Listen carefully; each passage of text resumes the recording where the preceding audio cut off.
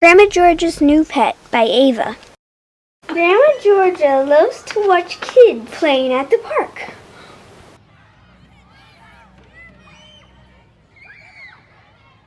One day she was ready to go home but could not find her walking stick.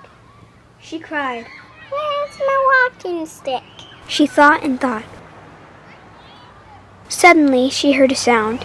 It was coming from the bushes. She said quietly, "Who's there?" There was no answer. She pulled the bushes apart, and instead of her walking stick making the noise, it was a little rabbit peering back at her. By now, Grandma Georgia had found a stick to use to help her walk around and search for her striped walking stick. She searched everywhere at the park that she could think of, behind trees and tufts of grass, and all around the playground. Grandma Georgia kept thinking, "Where could it be?" She thought harder than ever.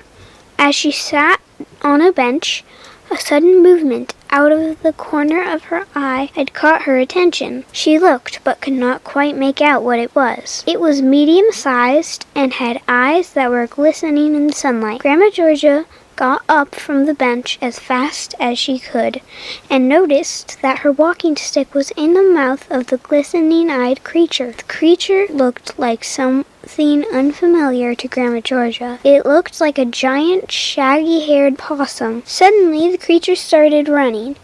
Grandma Georgia knew she was too slow to catch her walking stick. It was running away from her, and she could not catch it. She walked as fast as she could, but she lost sight of the creature and her striped walking stick. She decided that she would walk home with the stick she had found at the park. As she rounded the corner to her house, she thought she might never see her walking stick again. As she walked up the stairs of her front porch, she saw a shaggy-haired cat sitting on her porch swing.